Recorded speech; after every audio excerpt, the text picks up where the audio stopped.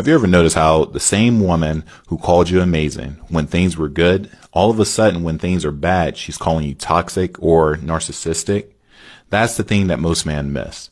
After my 10 years of marriage, fellas, and attending marriage counseling out of those, 8 out of the 10, I learned that when someone paints you as horrible in their mind, it's rarely ever about who you actually are. I want you to sit on that. It's about what they need to believe in their mind so they can live with their decision. And here's the psychology behind all of it. The first thing is cognitive dissonance. Right now, she knows deep down you had value, presence, and authority. But leaving someone like that creates that internal conflict, right? If he was such a solid man, why did I walk away? That's what's going through her mind. So to quit that conflict, she has to exaggerate your flaws and minimize your strengths, guys. That's how she rewrites the story in her mind to make herself the hero, not the one who fumbled. Number 2, ego protection. Accepting that she might have self-sabotaged something good would crush her pride. So instead of taking accountability, she creates a narrative where she's escaping toxicity. That lets her feel strong instead of ashamed, right? Number 3, control of the story.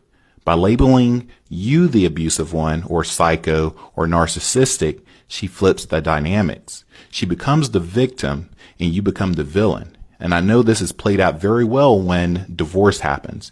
You'll have friends that you shared mutually, and then all of a sudden when the divorce is over or occurs, all of those friends that you created now side with the female.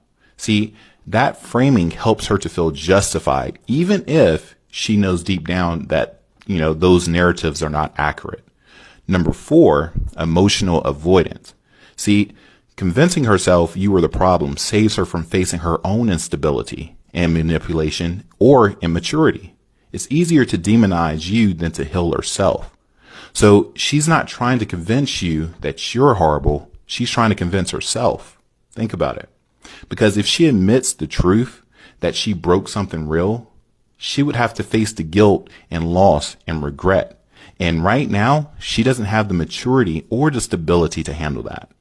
See, the best move that you can make, fellas, is to continue to get into the gym, continue to strive and focus on your purpose, and just leave that person alone to heal. Nothing exposes a false narrative faster than watching the villain, the quote unquote villain, thrive in peace and purpose.